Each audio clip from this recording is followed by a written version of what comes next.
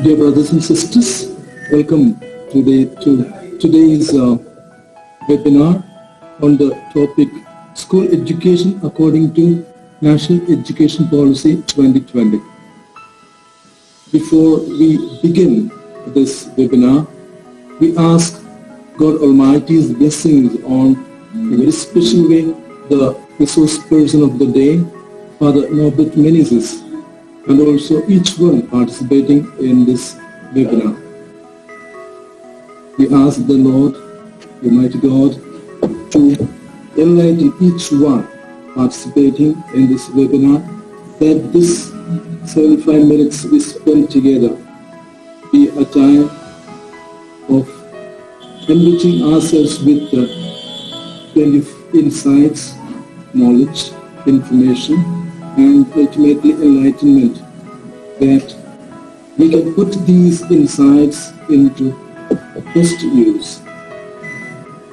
We may be able to create citizens of competence, conscience, compassion. God's name be glorified. Amen. Dear brothers and sisters, I am given the responsibility of introducing today's resource person, Father Norbert Menezes. Actually, he does not require an introduction. He is a very known name in our religious circles. A prominent educationist, he has been traveling wide and giving orientation programs, training programs to students, teachers, and educators. So that way, many of us, those who are in the religious circle, are familiar, and maybe that is the reason also so many want to be part of this webinar today. Many want to attend and participate in this. So, a warm welcome to Father Norbert Menezes. He is a Patna Jesuit, and after serving as a principal at St. Michael's, Patna, he has been for quite many years the secretary of Jesuit Education Association, South Asia. So, maybe about 6 years he has left that secretariat, and again training many of us, many educationists in this field of education and enlightening and enriching us. And today we thought that to talk about this national education policy according in connection with school education. He is the apt person to enlighten us to give us many aspects of this one in connection with school education policy. So I warmly welcome Father Norbert Menezes to enlighten us on this topic. Okay, so I'm going to focus on school education according to NEP 2020. In case some of you have a notebook, keep it next to you. I'll be focusing on the text and what does it mean to us. So yesterday in the meeting, we noticed that we had the first education policy presented by Dr. B.S. Kothari in 1968, and the second one in 1986 with a revise in 1992, where special emphasis were paid on Indian women, scheduled tribe and scheduled caste community. Then in 2016, we had a first draft of TSR Subramaniam. Then the next year, Kasturi Rangan was appointed and he gave his draft last year. And then we got on 29 July, the two Union Minister, Information and Broadcasting, and HRD Minister, they presented. What did our Prime Minister say? The new education policy is based on pillars of access. Access means getting children to the school, equity, all getting this opportunity, quality, affordability, and accountability. Now, this policy is a wonderful opportunity for all of us, all in the administration and in the schools, that we can really transform our work the way we do, and also we can reach to the poor, to rural areas, so that our Prime Minister mentioned the 4 pillars. And so this is a wonderful opportunity for all of us to recommit ourselves in the ministry, in the work of education. So we take this policy as an opportunity for us to give our best, to be creative, innovative in our work, in our school, and different form of education. The school education as an introduction and 8 chapters. I will go through all the 8 chapters, and I will be dealing with the important points that are coming in each of those chapters. In the first chapter, in the introduction, we have that education help us to achieve full human potential. That is in, if you see the number 1, that is the page 1. And so, what we are policy saying, we must have universal access to quality education. People in the rural area should also have quality education. And this new draft, the new policy is also keeping with SDG, that is Sustainable Development Goals. If you see, it has 17 goals there.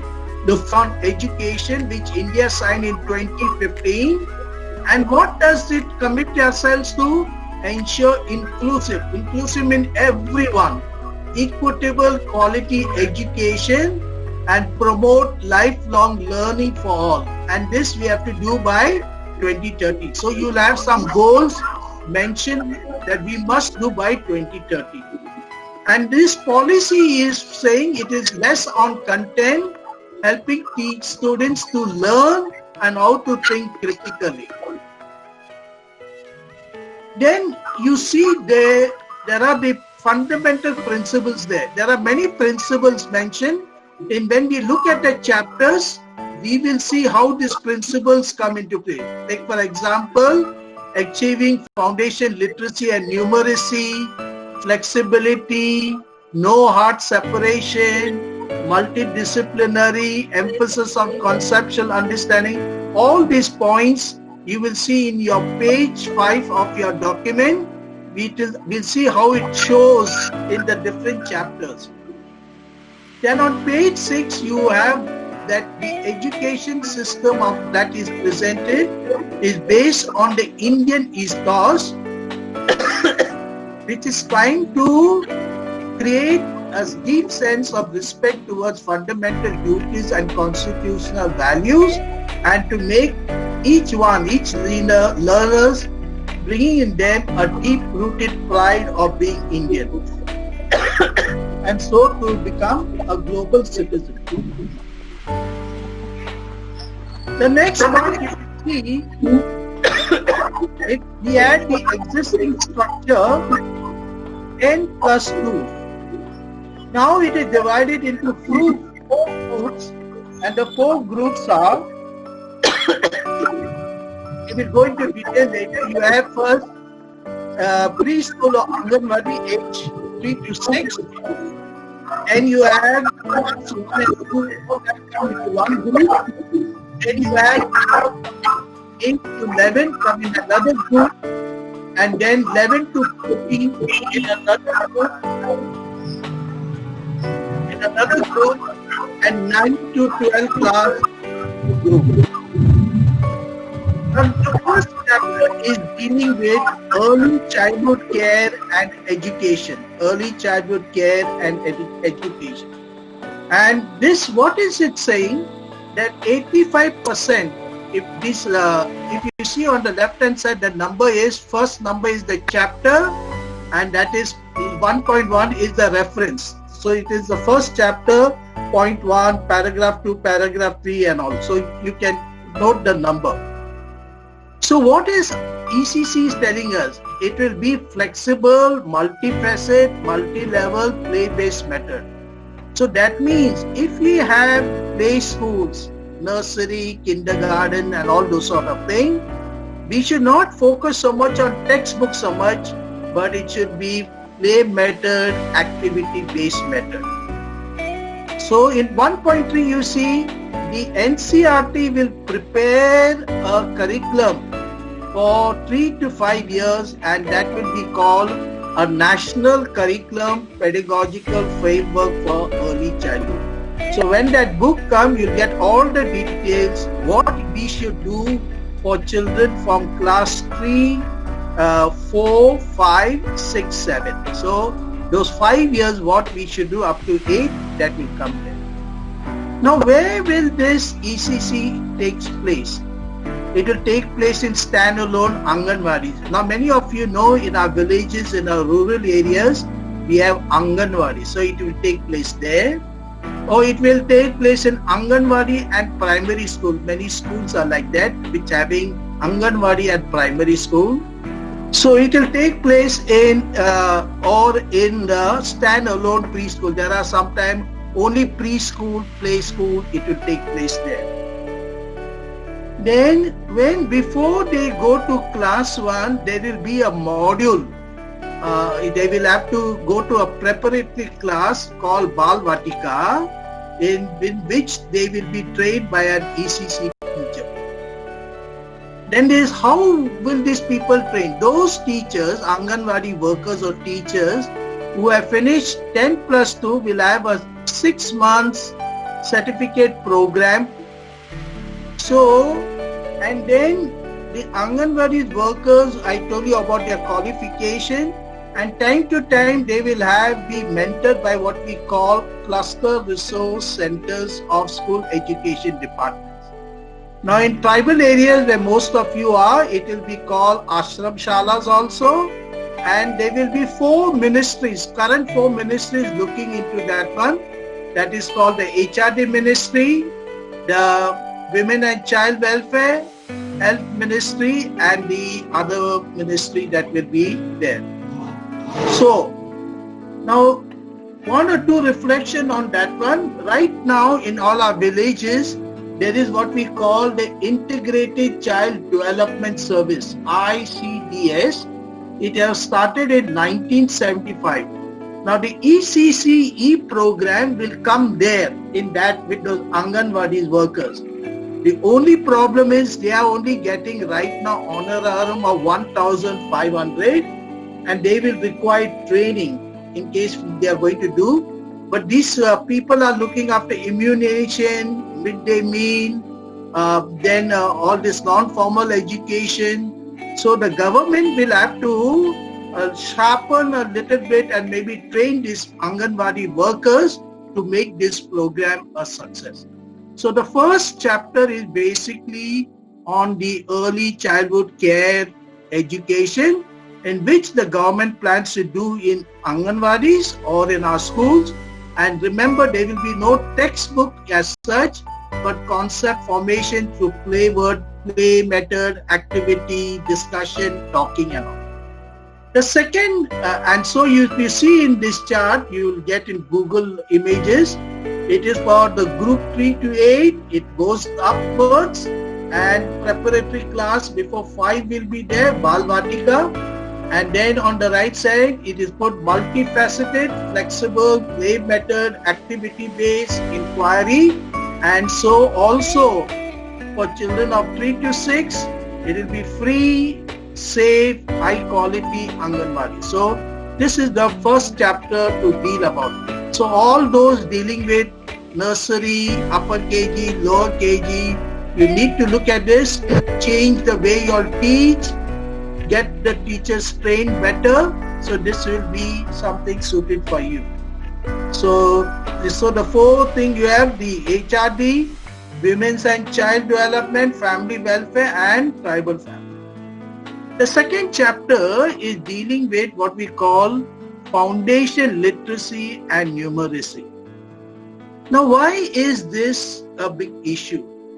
What they found out in 2019, what is that annual state education report, they found that 44.2% of class 5 of government school can't read a class 2 book, that is literacy. That means very poor literacy. And 29.9% of class 3 could not recognize numbers up to 9. That means up to 9 only they could recognize, not further. 10 they could not recognize, 11 they could not recognize. So in our government schools, the literacy and what numeracy was very, very poor. So what the new education policy is saying, by 2025 means in another 5 years, every student of grade 5 and beyond will have foundation literacy and numeracy. So remember, this is the first target you will notice in the new education policy. By 2025, we will achieve foundation literacy. And so what is happening is, right now we have 5 crore number of students who have not attained their literacy, and we want to do that. By the time they come to class 3, they should have basic literacy and numeracy. So this is the first target for all of us. So they are going to appoint teachers, they are going to have school, and in this class there will be one teacher for 30 students, and in tribal areas, rural areas, there will be one teacher for 25 students. What are they going to focus in this area? Reading, writing, speaking, counting, arithmetic and mathematical skill. Now if you have some of your sisters, fathers in rural areas, this will be the focus: reading, little writing, speaking, counting, arithmetic and all. Not so much the languages, little bit definitely languages, one language, but basically literacy and numeracy. Now, there will be a 3 months play method. A module is being prepared that all students of class 1 should able to do this module, school preparation model. And what it will consist of: activities, alphabets, sounds, words, color, shape and numbers. Now all of us who are teaching, we know in upper KG, lower KG, and when they come to class 1, we ask them about colors, words, sound, different shapes, numbers and all. So that will be what it's going to focus upon. Then there will be what we call, to help us in getting the numeracy and literacy, this digital infrastructure. Diksha will prepare some modules. And also, since this is an effort to get it done by 2025, peer tutoring and trained volunteers. Not only teachers will be trying to attain, so peer tutoring, trained volunteers also. So I would request everybody to give some time, and if it is possible, and tell your friends also, in helping students in attaining this national mission. By 2025, all children of class 3 should have fundamental foundational literacy and numeracy.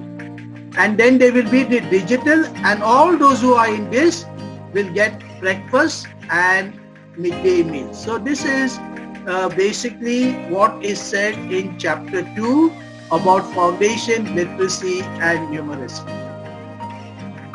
Now we come to the third chapter. The third chapter is telling us how do we stop children from leaving school, dropouts, and how do we make sure everybody is coming to school. Now what they did was, the gross enrollment ratio, what they found was 90.9 in class 6 and 8, and slowly they found out that children are leaving in class 5, and then they are especially in class 8. So what they are trying to do? What they are saying is, now the number of out of school children is from 6 to 17 is 3.22 crores. Okay. And so what do you want to do? This is the second target. Look at the second target in 3.1. So the goal is to achieve 100% enrollment ratio in preschool to secondary education. That means all those who join school by 2030 should not be there should be no dropout. So all of us, principals, teachers, we must make our classroom interesting, make it helpful for them, guide them, mentor them, so no children leave school at that stage. So there are three things what they are going to do to stop dropout. Now remember, it is easy to remember. First, they will make good infrastructure. That means the girls can go where there are toilets, where there are all sorts of things. So first they will do is good infrastructure. Second they will do is tracking of students. They will, if the students leave, there will be some volunteers going and visiting, finding out why they left, why can they come. They'll try to enroll them. And the third thing they will do is bring quality in teaching so that they will not leave school. So remember the three things: infrastructure, tracking of students, and ensuring quality. So all principals and all, whenever students or teachers who are here, whenever your students do not come to school, make sure you're tracking them, finding what has happened to them, and then making them re-enter, and so that, and make your classes interesting so that students don't leave. Then we are going to take this 3.5 is very important. 3.5, to facilitate learning of special emphasis will be given to the socio-economic disadvantaged groups. In that everybody comes together. So they have clubbed together like scheduled tribes, scheduled castes, tribals and OBCs. So all of them, they come together in that group. So remember, so this is one thing, but because they all come together, there is a question being asked: is there special reservation for the tribals, for SC, for OBC? That is not clear. But remember that comment. But 3.5, this is something all of us should become aware of. The scope of school education will be broadened by facilitating multiple pathways. Pathways means to attain this goal, it may not be necessary, we may not able to have all the schools, everybody coming to school, so there will be multiple pathways. That means students will join formal schools and non-formal schools. Okay? Formally in the RT, all have to be in the formal school. But this in 3.5, they are saying multiple pathways because it is difficult to get this thing, because if we have to follow this, then we will have to invest a lot. So that is where that's what they are saying about multiple pathways. And then there will be also NIOS, that means for class 3, for class 5, for class 8, for 10th and 12, and vocational program, which we'll see later. So please note down this number 3.5, which puts the different socio-economic together and facilitate multiple pathways. So maybe in the very rural areas, we may have to start some non-formal classes or have different types of modes in which we are bringing this education literacy along. Then in 3.6, they said it will be focusing less on input and more on output. And they will take the help of volunteers and the community in doing so. Why is this? Suppose we have this 3.22 crores, if we have to get 6 of 17 years by 2030, then the government will have to build 50 schools within a week. And it will have to appoint 50 headmasters within a week, every week, not within a week, every week. And it will have to appoint 200 to 300 teachers every week. So this you will find in 3.1, this chapter.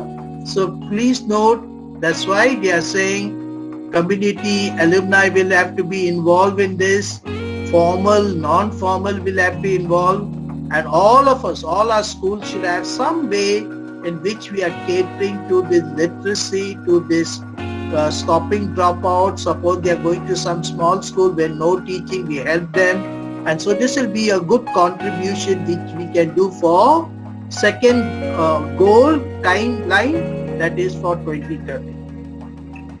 This fourth chapter, all of us, principals, teachers, this is a chapter which you should read very much, because it is dealing with what is the curriculum and how we are going to teach. Okay.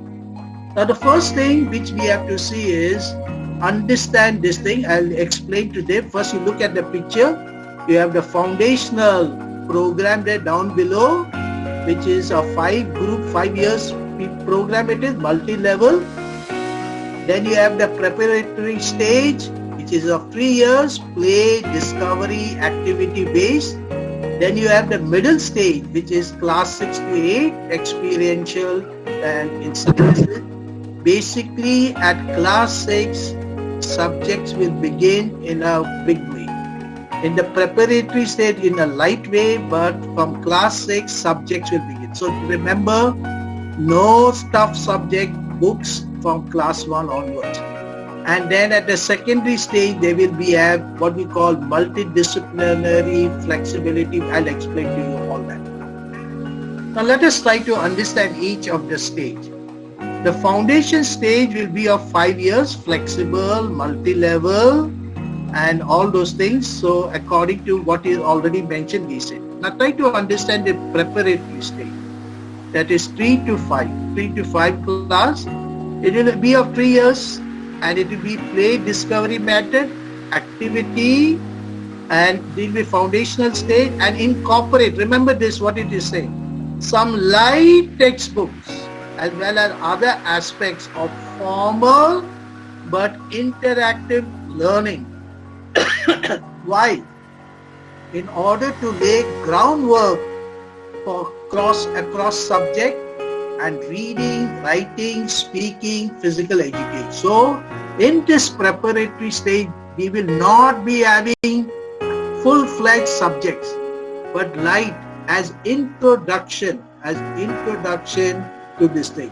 Definitely city schools will not remain at it. They will give them deep level. So, but I'll come to that. It can cause us other problems also. The middle stage, that is 6, 7, 8 class, here they will try to introduce more abstract concept, and they will be on science and maths and all. And experiential learning will be focused at this stage. That means, and there will be more specialized subject as mentioned in 4.1. And this is what in 9, 10, 11, 12 is a 4 years multidisciplinary. Multidisciplinary means especially in the 11, 10, 12 class, suppose it is science stream you take, now we are saying you must take physics, chemistry, maths, bio or economics if it is a 5 subject.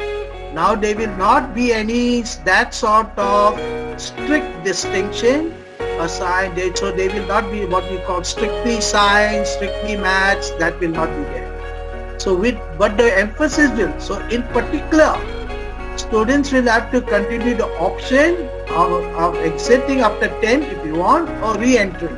So there is a flexibility there. And then there will be what we call, it will focus on the holistic development of the learners so that they become well grounded for the 21st century. Now what it is said in 4.5, remember they are going to make the curriculum, the content less, but they will focus more on each subject core essential.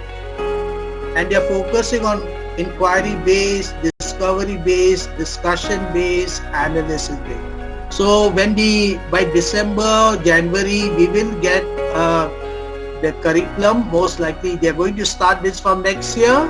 So we are already kindly be watchful.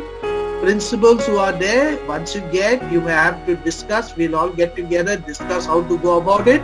But that is what it is. Then they are going to focus on experiential learning by doing, remember. So a lot of practical, and which will be integrated with arts and sport. So the teachers who are teaching physics and chemistry and all those sort of things, You will have to develop now its skills in drawing, writing on the board, and do other format. Arts will how to say this, okay, and how to use it as playway method. So these are the two things: 4.7, art integration and sports integration. What sports integration means: how you build collaboration, how you build initiative, self-direction, motivation. All this through your teaching, you must build in students sports and the sport-related skills that we should develop. And here they mentioned that you remember there in 4.9, this is something which all of us have to do. There will be no hard separation. Remember, note that 4.9. No hard separation between curricular and extracurricular or co-curricular. Everybody will have to take part. Arts and humanities or science between vocational and academic stream.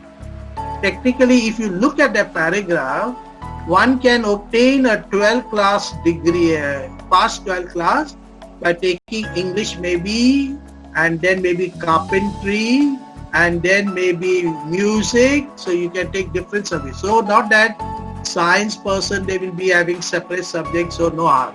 But this you must keep in mind, principals and teachers, in case they want to go for college, higher education, they should have those subjects in the 10, 12, 11, 12, which they want to pursue, because for university examination, all students have to write what we call the national entrance test. So all students who want to go to the university after writing the 12th class exam will have to write the national entrance test, and there they will be tested for the areas they want to know.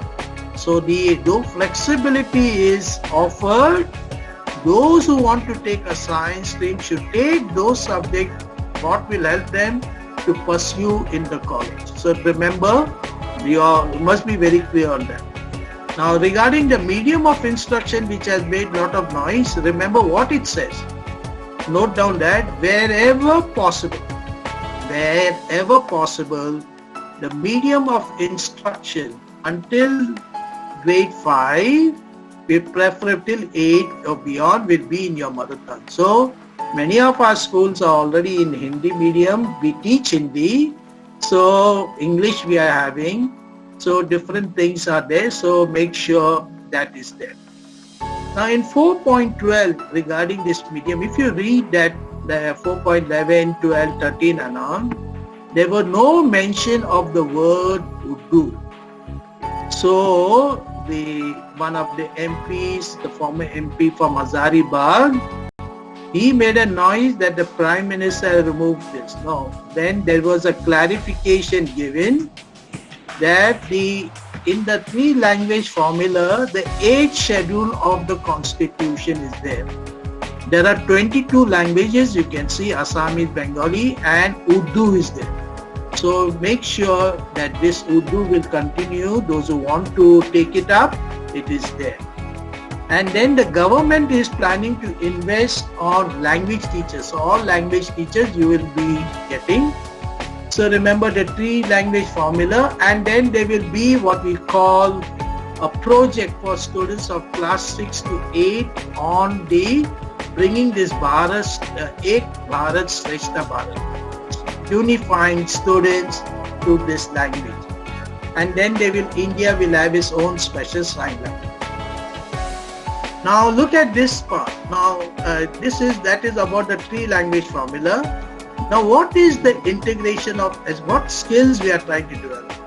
So here there are large amount flexibility of choosing individual curricula, 4.23, and then 26 they are saying in which 6 to 8 teachers, remember those who are dealing, students will have what we call vocational education. There will be 10 days in which they will spend with vocational crafts such as carpentry, electrician, metalwork, gardening, and all those sort of things. So 6 bagless days will there in 426 you notice.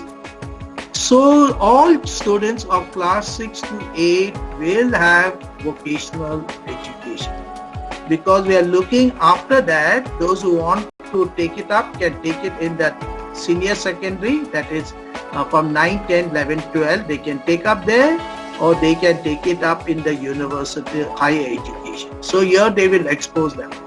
But the danger in this is, as I feel, especially in rural area, not in the city, once some of them say get interested in farming, then they may choose to farming and they may leave school.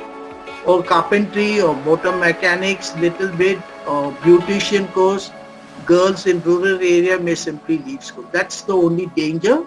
But as such, it is a very good program that we should know. I always insist that in wherever I am, boys from class 6 to 8 should know cooking. That time this new education policy was not there, but we must have some hands on learning. Then in 428, it is mentioned about ethics. Ethics means value education. And then all this will be a comprehensive thing prepared by NCERT. How will the report card? In 435, this is something, so please do not prepare report cards in big bulk this year, because your report cards will change. Keep the old ones as far as possible. If you have to print new, just print enough for your students, because there will be a different report card coming for the next session, which has a 360 degrees multi-dimension. Now remember, when we had the CCE, the teachers were supposed to give a feedback, observe. Now if we don't do properly, we do the same way. Feedback means this continuous comprehensive evaluation was teachers' feedback which they had to do. Now here in this one, they will have all the project, all the quiz, role play, all the different things will be mentioned there. So that's why please wait for the new report card format which NCERT will give us to then you print your report cards. So the 10th class and the 12th class exam will continue. There will be choice, flexibility and choice. Now this is one problem that is there. If there is flexibility, they shouldn't have decreased the content. Why I'm saying is, when do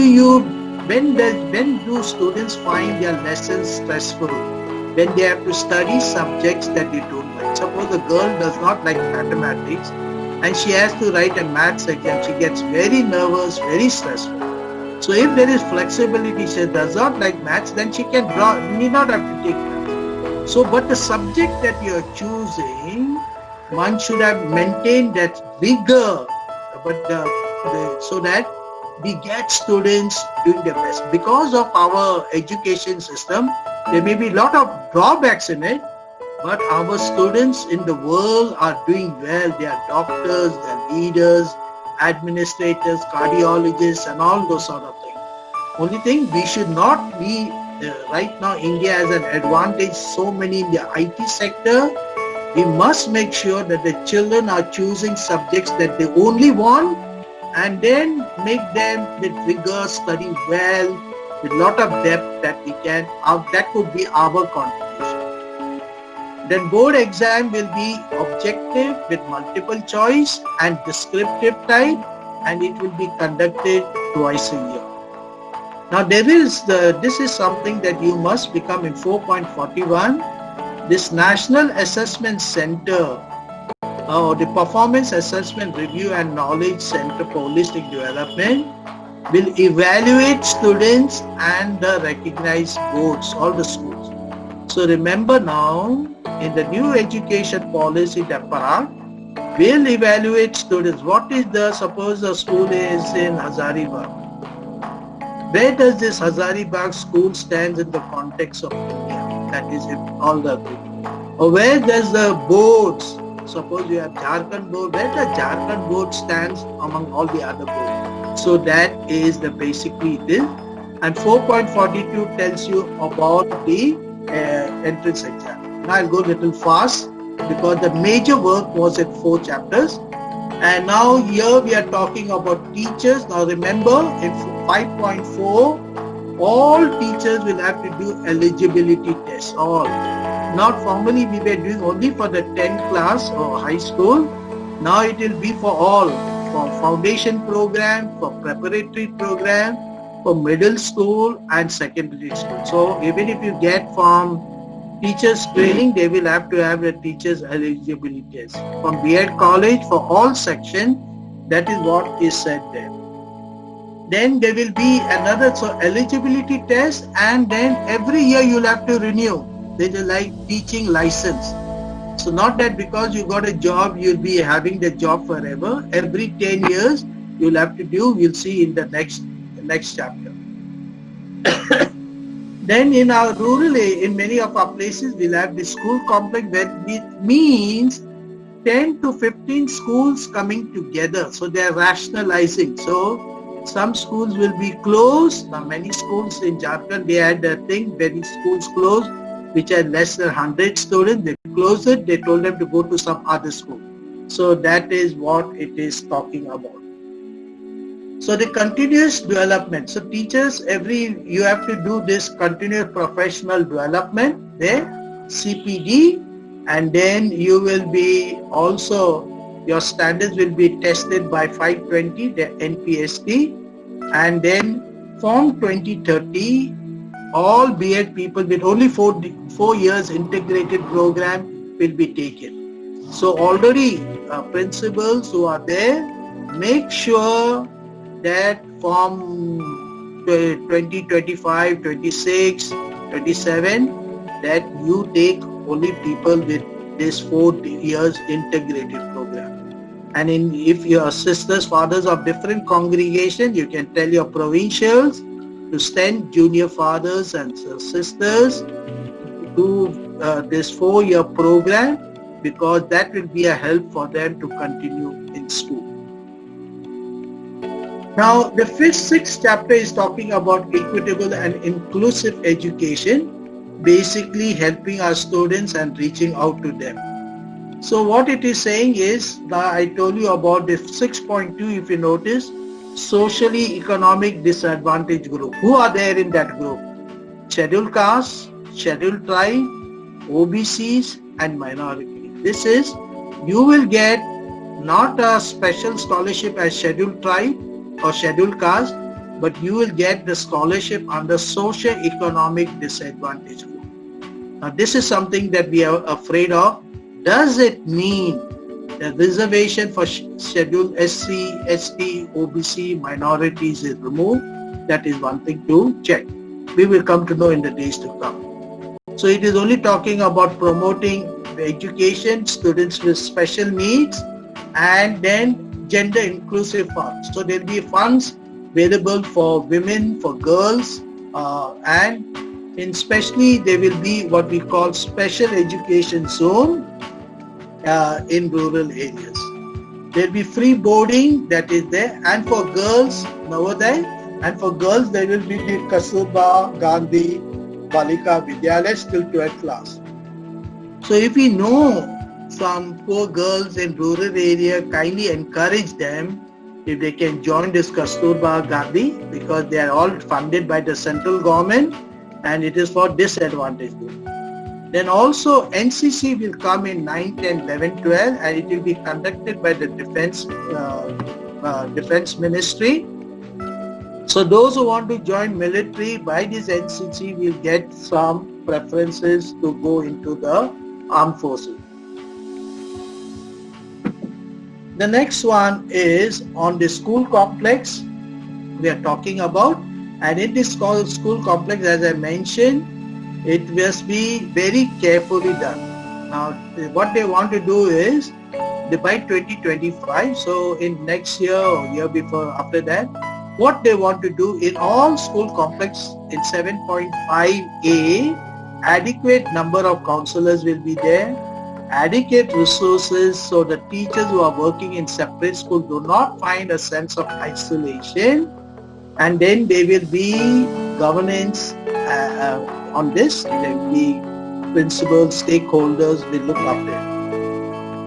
And then the governance of the school will bring efficient, it look after the DAC and DEO, PTO, and they work up short-term programs, and that will come under School Complex Cluster Development Program.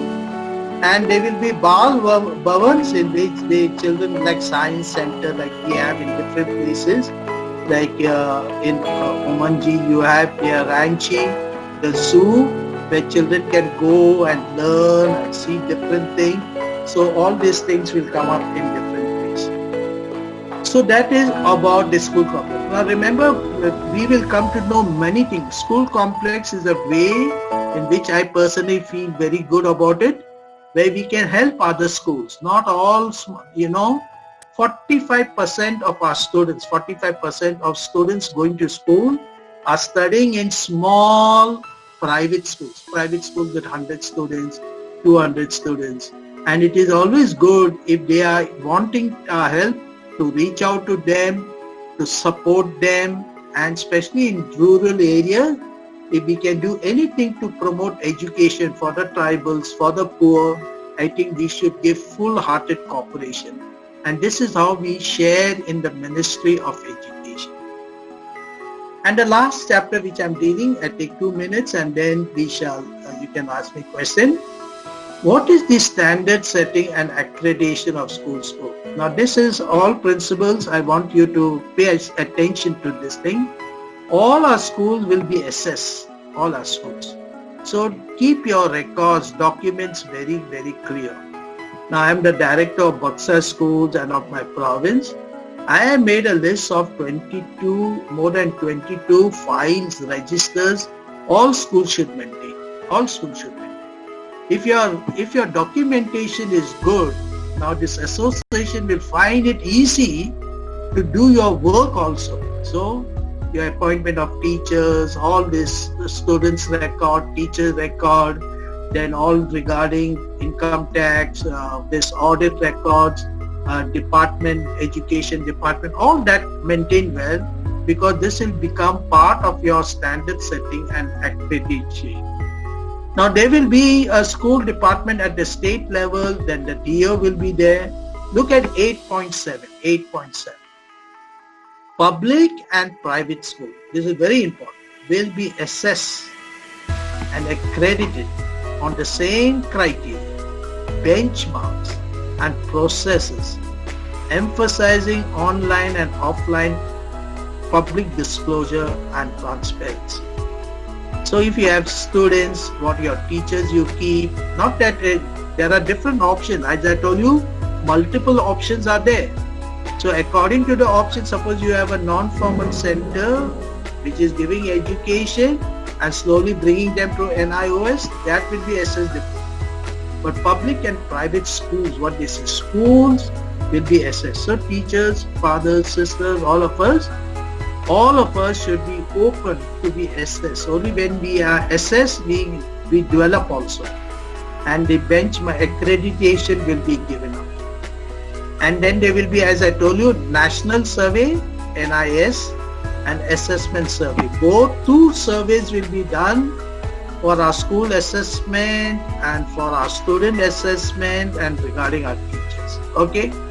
And 8.11 mentioned about child safety. And so with that, some other points. School complex, I told, more vocational in the school. NIOS is going to come. Preschools, you'll have there in the nowadays, like many schools, they don't have preschool. NCC wing, free boarding. Then you have all of them, all of national scholarship will be on one portal. And then you have 4 years integrated course. For disability, there is special program. Please tap those resources. Government is going to spend 6% of the GDP. Okay, and now it is 1.7 bagless day. As I told you, 10 bagless day. Then 3 language formula. Choice will be there according to the state, region and student. Medium of instruction. No hard separation of streams, which I mentioned. Experiential learning, learning by doing. Content will focus on idea application. Curriculum will be reduced. And nutrition, that will be part of the schools, those schools I guess. And early childhood is coming under 4 of them. There's HRD, women's welfare and tribal development and women development, all those things. And then Bal Vatika is a program there, and then many of them we will be using now. Now remember, we will be using a lot of technology according to the policy. And the last part is 3 degrees report card which I mentioned. Board exam stress will be reduced, coding will be taught, and that is all it is. So thank you very much.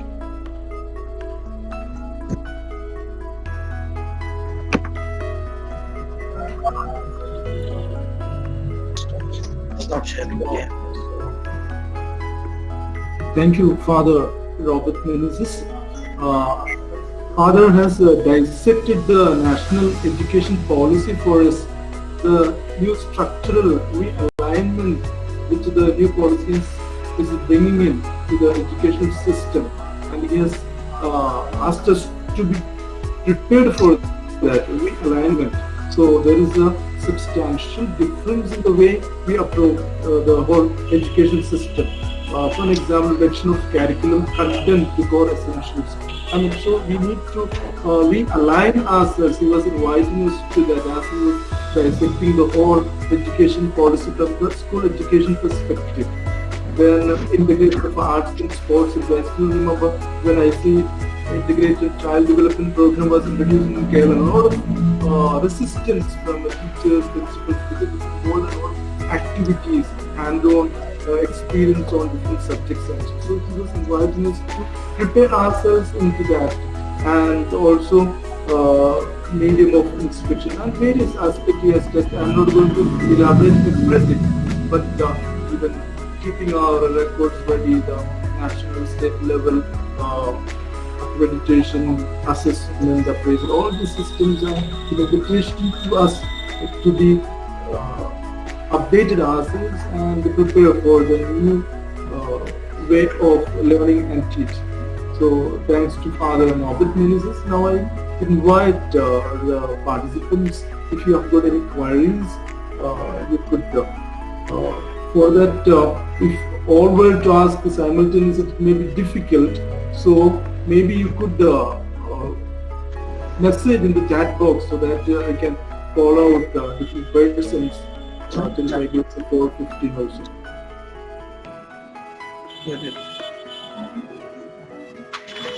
Father Norbert, there is a question in the chat.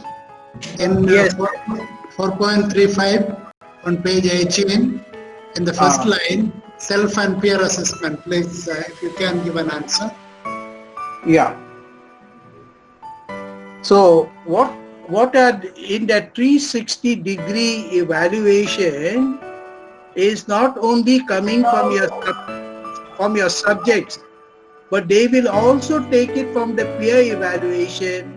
Then the person also will have to talk to the teacher, how he has done, how much energy he has poured, what he has understood. So his own personal evaluation regarding what is the work at hand, and also peer, whether he was collaborative, whether he was able to work as a team. If there is a project coming in a team, he will say, that person will say how much he contributed. The peers will say what was his contribution in which area, in putting it in an artistic format or getting the things. All those will become part of it. There is a question by Molly Abraham saying that I can see a lot of financial expenses in order to implement the NEP. How is private schools going to manage it? A lot of things, Sister Molly, would be on changing the way we do things. Now we have classes. We will have to invest. Now definitely all of us invested, the teachers invested on online education.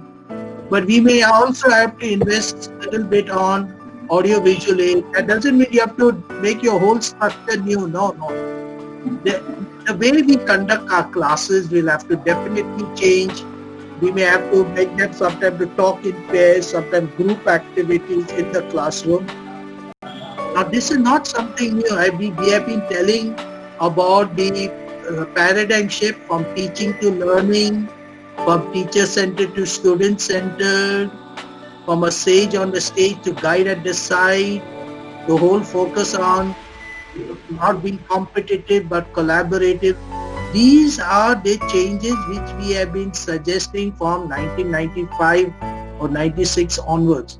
So many of our schools have those sort of little bit, not that we will change the benches and all. Students can turn around. In the same bench, if two children are talking in pairs, they can discuss. So it will not be big expenses, but in terms of little bit, maybe you'll have to spend on what we call these other things like audio visual and some of these things. But it is not going to be that much big expenses as I see. And so another thing, when we are building our classroom, we must not think about making it very, very posh. Make it simple enough, big enough, so that students can interact at place and all those sort of things. Then there is a question by Sebastian Palati. Father is very positive about NEP. Can he mention some of the pitfalls that the church should avoid in the ministry of education? See, what we have to do, first of all, there is multiple pathways. So the point what I'm trying to say is, we must not see ourselves only by making a structure we are going to give education. Wherever possible, build a school, but have a place where children can come together, maybe have more audio visual, maybe we're not able to employ so many teachers, but you have multiple pathways in which you can in one way promote education. Now, as I said, make sure you're not doing hard and fast rule. So don't get into, we must not be rigid. We must be very open, flexible. This whole policy come to become very flexible, very creative and all. But as I said, there are certain things which we must understand. Take for example, on constitutional values, we must focus upon. Our Prime Minister said fundamental rights and fundamental duties go hand in hand, though only fundamental duties are mentioned. But the Prime Minister said that fundamental rights and duties go hand in hand. We must train our students for assessment, and we must also prepare ourselves that our school be assessed, because already in our colleges they are assessed by NAAC, and CBSE had started that. We are not in the culture of, in one sense, somebody giving us feedback, somebody assess. I know that, because when anybody comes to assess, they are looking to see more the flaws in the school rather to help the school to progress. So those things we must mention, public relation. And I remember when we wrote to the education minister, we mentioned this, brought this point to the notice. Regulation means finding fault, not to empower school. So now we have seen, if you see that chapter, it is mentioned there very clearly. It is not about finding faults, but it is also of improving schools. So this will take some time, but we need not have to worry. I forgot that other thing. How many teachers we need to run school? That is on the top of the screen. Anything, if I miss you, let me know. Oh, Molly, yeah. That is, right now it is said in the policy, 1 teacher for 40 students. Let us see. Please wait for the details. Now we need not have to get worried about all these things, but you can start, because we are still in this online thing. What my suggestion is, read the policy. All of us should read the policy. I have read it at least 20 times. And I still feel every time I read, I get something new in there. So just make sure you can train your teachers, because now unlocking is there going on. Whatever you read, talk to the teachers, tell about the teachers, because the teachers also get ready. Mindsets have to change. So please work on helping teachers and understanding what the policy is doing. Presently working in school also require TT guidance. Right now, as it stands, minority schools, the teachers do not require. But I would suggest that whoever can do this teachers eligibility test, kindly do that, because it will be good for all of us, so that anyhow by 2030 it will come full-fledged. Does it look that the policy is making too ambitiously in implementing? Maybe a choice solution is a plan of showing concrete steps. Now always remember the policy is far-reaching. It is very, sometimes it does not have its feet on the ground. Okay, these are all part of it. Having a big vision is always good. At least we will reach somewhere. Two targets are very clear. In higher education, which we have not done, there is lot of change required. So in school education, basically not much change, but except for a few areas that you do. Okay, our received on okay. Can you throw some more light on Indian ethos? Now the Indian ethos, what is basically, in the introduction you will say Indian ethos basically is focusing on the ancient Indian system there, and it mentioned about all the ancient educational institution and people, great personality. But India is a multicultural, multi-religious, and for some reason it has been silent on medieval means Islamic contribution, and also the church contribution. We have right now 30,000 institutions, that is not mentioned there. There are a lot of civic society people like Wipro and all the different people who are conducting excellent jobs in new initiative. So if you see, there are lots of people who are there helping the country in this group. Their names are not mentioned, and I don't think we should worry very much, but okay, but we all contribute. So when the ethos they mention is, as it stands in the policy, it is mentioning the past, but I always say the past is good, but may not be good enough for the challenges. They cannot be the solution for tomorrow's challenges. So the past, we should learn from the past, but also to face tomorrow's solution, we should focus on the present. And I always tell, it is because of the present education system which you all are doing that this has come about it. So what about the school which has started class 8? Don't worry about that right now. Absolutely don't get frightened of anything. The system will go on, not like tomorrow itself everything has to change. They will give us guidelines and we will see how we have to go about it. So please be patient. Please have good sleep. Please do whatever you can in terms of your teachers, in terms of anything, your documentation. Don't get frightened. Everything is working for the best, and so everything you presented, the balance view, a lot of things are not clear to me is very clear. Will it be mandatory for all schools to open nursery, LKG? Now this is also not very clear because, like you see, today I was talking to my teachers here. If you introduce nursery, a 3-year-old child needs at least 14 hours of sleep. I was talking to the teachers who are already mothers. I said, your child sleeps enough. Now every time you have to feed that child. So are you going to spend time on that? We are not too sure whether it is going to be mandatory, but we can always, those who are having that what we call nursery KG, you can do that thing. And for others who do not have, what will happen, because you have to have class 1 and 2 also in the lower stage. So let us wait patiently as I see, and let the instruction come. By January only it should be coming, and then we will see, and they will give us plenty of time. It is not that tomorrow they will demand all these things. It has to go to the state government. The state government will have to formulate it. Remember, this is only an act. It is only a policy. It is not an act, and it has to come. It is, since education is in the concurrent list, many state governments will have to agree in doing that. Okay, Father, kept the files. Give us the details. You see, take for example, different registers are there that you will need to do of the students.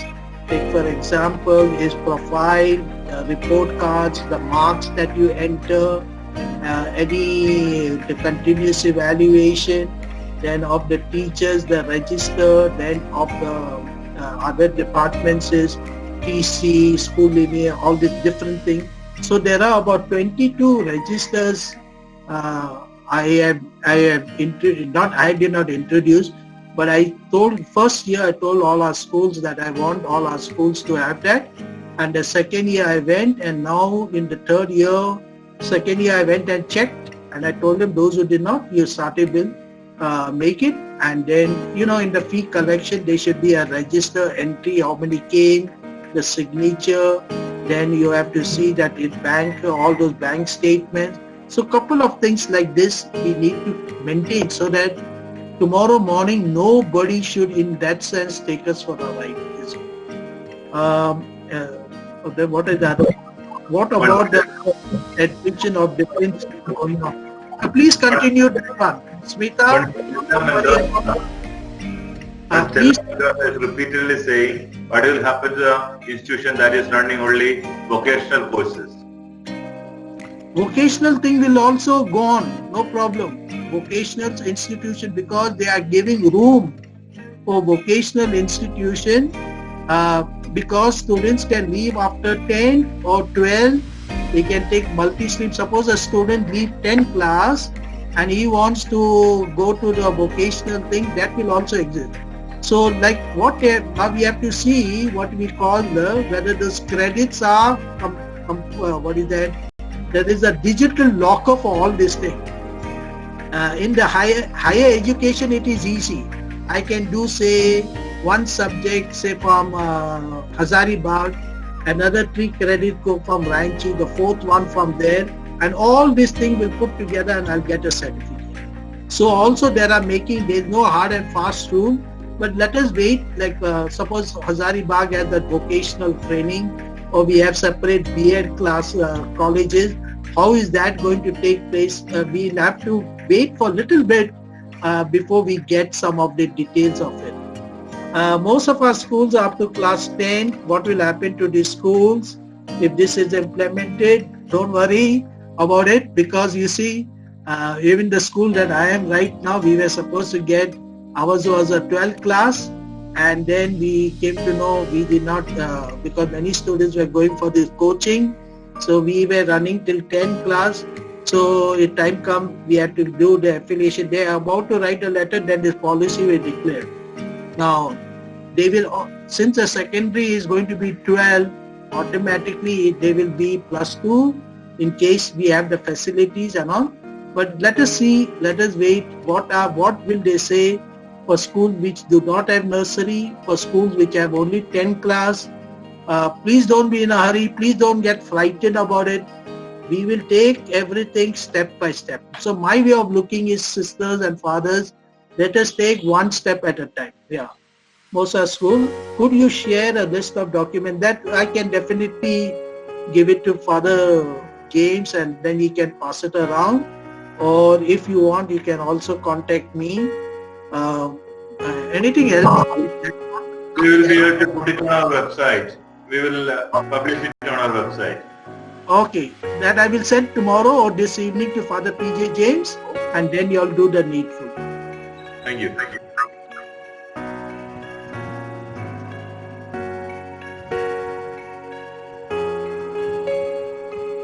I am very happy for this initiative, and there are 4 fathers or 5 in that association who are coordinating.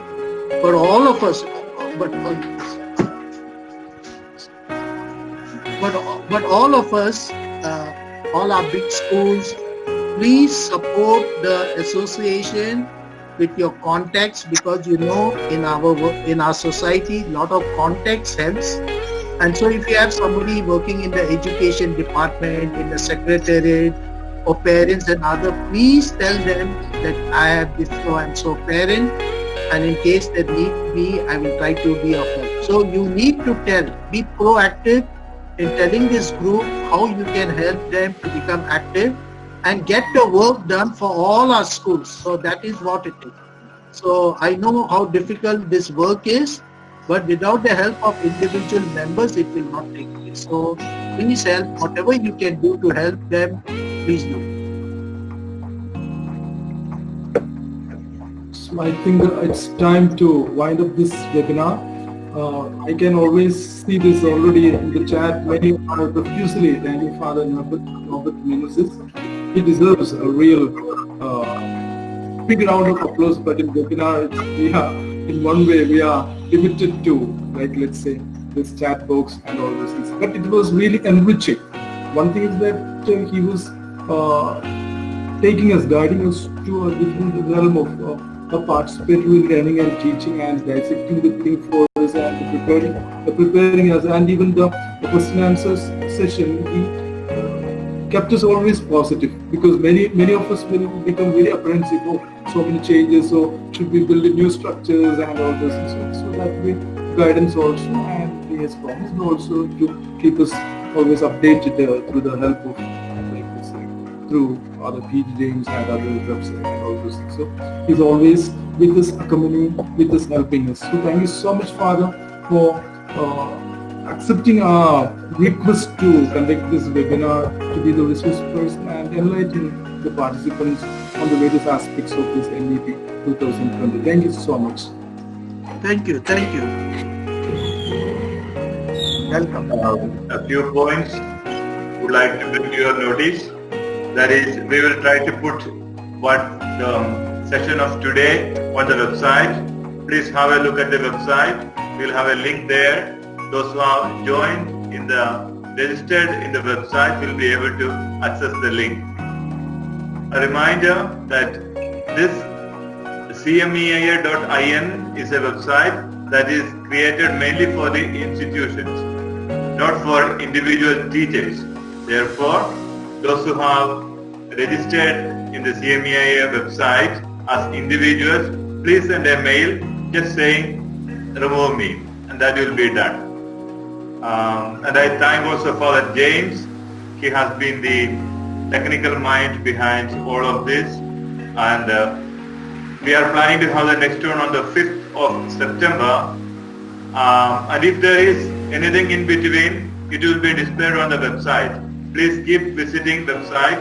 So in a day or two, this today's session and maybe a list of documents what is to be kept in the schools also would be displayed on the website.